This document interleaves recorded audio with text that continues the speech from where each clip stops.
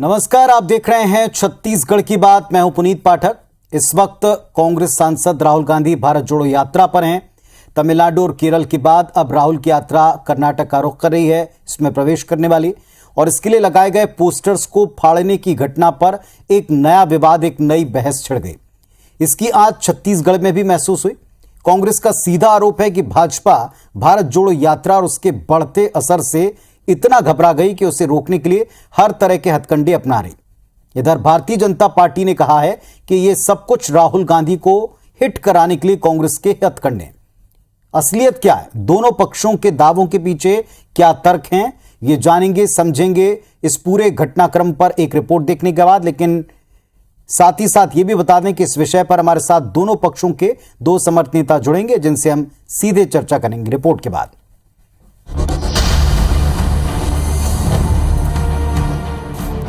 BJP और उससे जुड़े हुए जो संगठन हैं वो राहुल गांधी जी के पद यात्रा से जो लोकप्रियता मिल रही है और लोग जो जुड़ रहे हैं, तो उससे बाधित करने के लिए वो किसी स्तर पे उतर सकते हैं। इनको चिंता छत्तीसगढ़ में यात्रा कराने की नहीं है, इनको चिंता कर्नाटक की यात्रा की है। उनका मानसिकता ऐसी है कि वो ऐसे स्थिति निर्मित हो ताकि वो राहुल गांधी हीरो बने। राहुल गांधी की भारत जोड़ो यात्रा केरल से गुजरने के बाद अब कर्नाटक में एंट्री करने जा रही है, लेकिन इसे लेकर छत्तीसगढ़ में सियासी बयानबाजी शुरू हो गई है। दरअसल राहुल की एंट्री से पहले कांग्रेस समर्थकों ने उनके स्वागत के लिए जगह जगह पोस्टर लगाए थे। इनमें से अधिकतर पोस्टर को फाड़ दिया गया है। फटे पोस्टर्स पर अब सियासी शोर भी खूब हो रहा है, जिसका असर कर्नाटक से हजारों किलोमीटर दूर रायपुर में भी सुनाई दिया। मुख्यमंत्री भूपेश बघेल ने बीजेपी पर निशाना साधते हुए कहा कि वो राहुल गांधी की यात्रा से डर गई है, इसलिए इसे रोकने किसी भी हद तक जाएगी। सुनिए क्या कहा।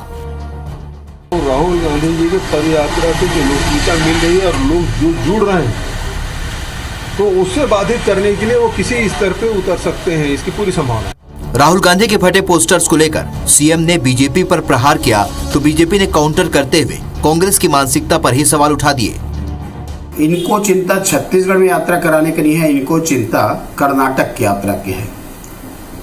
तो ये बोलना चाहिए कि जिस प्रकार से लोगों के दिलचस्पी होनी चाहिए और उस यात्रा के स्वागत होनी चाहिए, कहीं ना कहीं इन लोगों को संशय की स्थिति दिख रही है।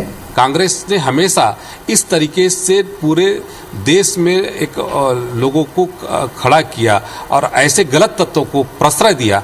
उसके कारण से उनका मानसिकता ऐसी है कि वो ऐसे स्थिति निर्मित हो ताकि वो राहुल गांधी हीरो बने।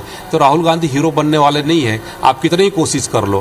कन्याकुमारी से कश्मीर तक राहुल गांधी की यात्रा पर ज़बानी जंग और रस्साकशी गुजरते दिन के साथ तेज होती जा रही है। कर्नाटक में राहुल की एंट्री से पहले उनके फटे पोस्टर्स पर छत्तीसगढ़ में सियासी लड़ाई के मायने क्या है?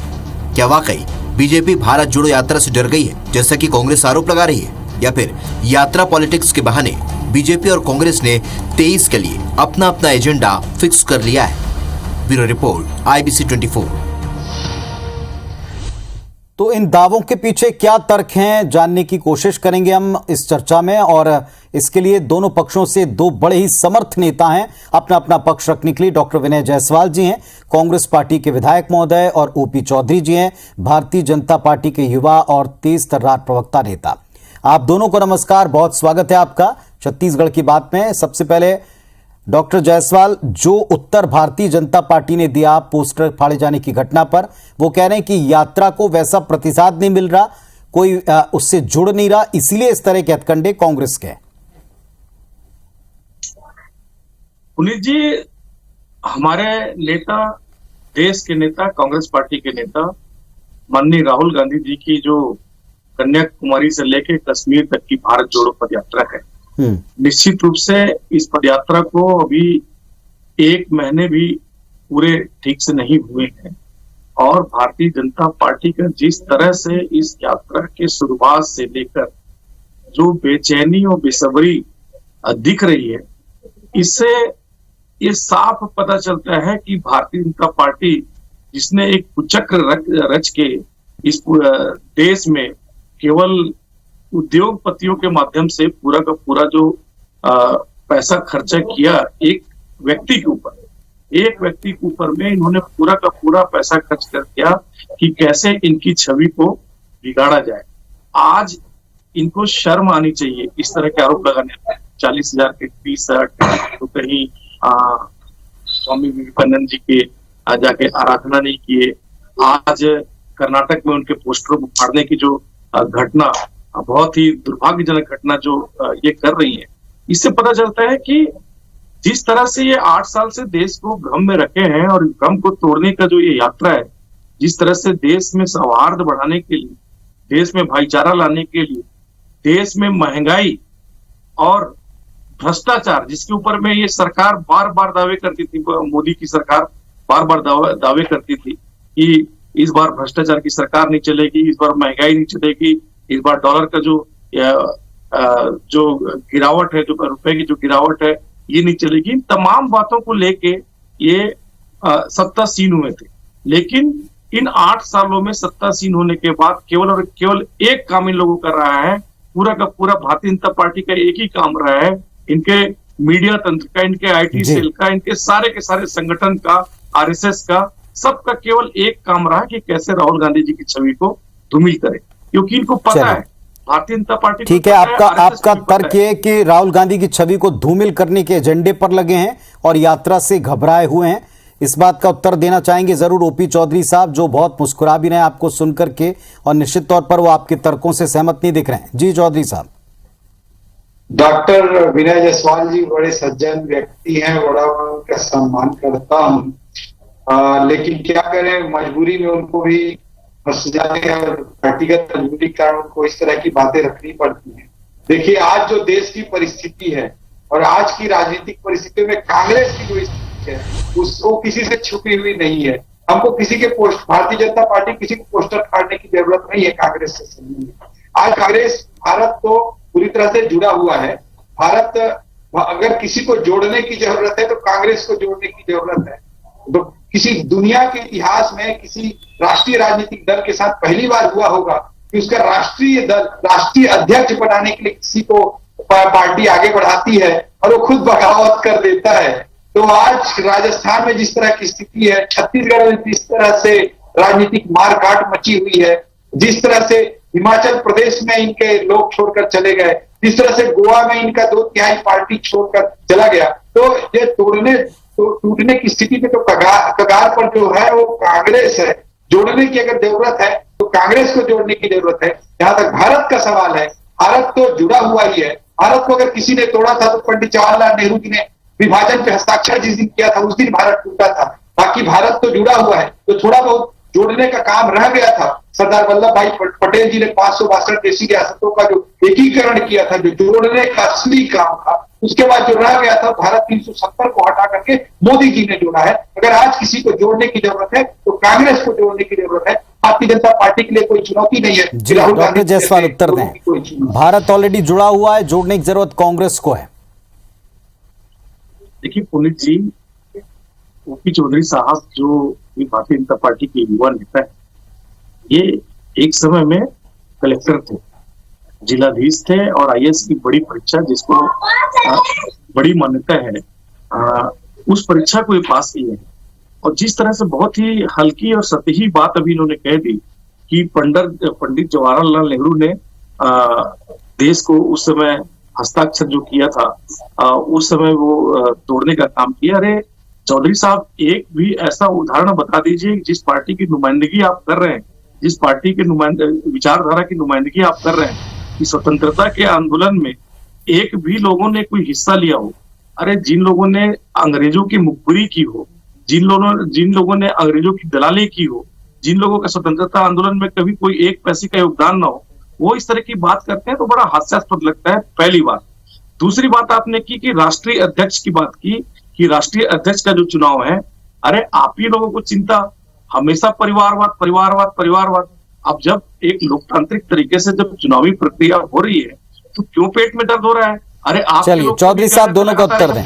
एक मिनट, मेरी बात सुन जी। मेरी बात सुन जी, पहला बिंदु है पुनीत पार्टी के नेता बोल रहे थे कि जो डॉक्टर साहब कह रहे हैं कि भारतीय जनता पार्टी से संबंधित विचारधारा के संगठन के लोगों का आजादी के आंदोलन में क्या योगदान रहा है, उस दृष्टिकोण से मैं कहना चाहता हूँ कांग्रेस को सभी राहुल गांधी ही अध्यक्ष बने। सुनिए डॉक्टर साहब, सुनिए डॉक्टर साहब, जब तर्क नहीं रहते तब आदमी चिल्लाने लगता है। आप सुनिए, पुनीत पाठक जी ने मुझे बारी दी है, मेरी बात तो सुनिए। हल्ला करेंगे तो डिबेट नहीं हो सकता, चिल्ल वो करेंगे तो डिबेट नहीं हो सकता। जहां तक भारतीय जनता पार्टी से संबंधित संगठन, जी जायसवाल जी, आपकी दोनों बातों का मछली बाजार उत्तर मत बनाइए।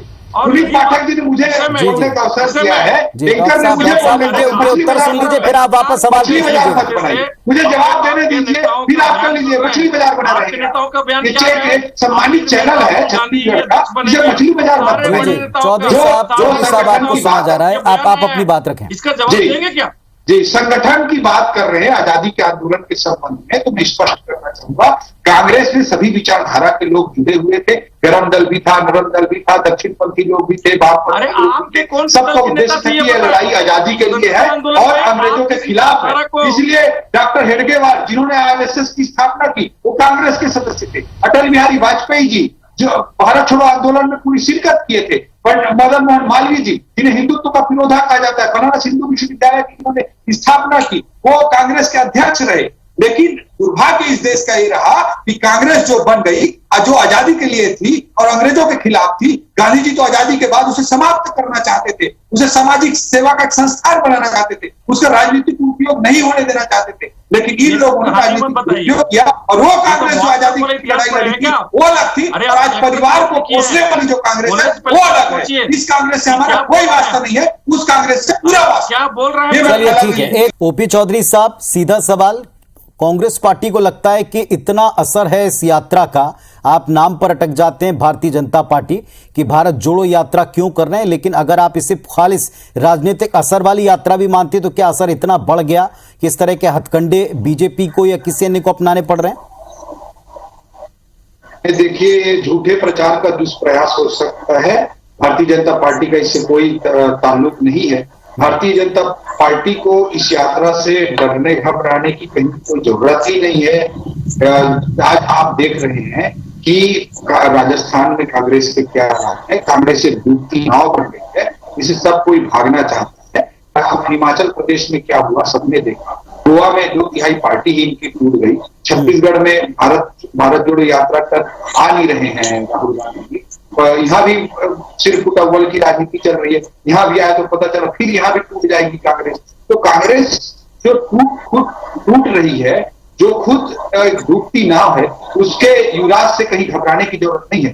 परिवारवादी राजनीति की डॉक्टर साहब ने बात की थी, परिवार ने डिसाइड किया ये चुनाव करा लेते हैं, ये नामांकन भर लेगा। अरे परिवार सत्ता पे काबिज रहे, कांग्रेस के को जकड़ के रखे, या परिवार के इशारे पर कोई रिमोट से जकड़ा जाकर रखे। चलिए डॉक्टर साहब आप उत्तर दीजिए। सबने देखा चौधरी की बात क्यों घबराने की जरूरत है, उनके मुताबिक ये उनके रखे हुए थे। केंद्र की जो सारा का सारा डिसीजन जो है 4 गुजराती लेते हैं, एक हमारे देश के प्रधानमंत्री हैं और एक उनके अमित शाह जी हैं और 2 उनके उद्योगपति मित्र हैं।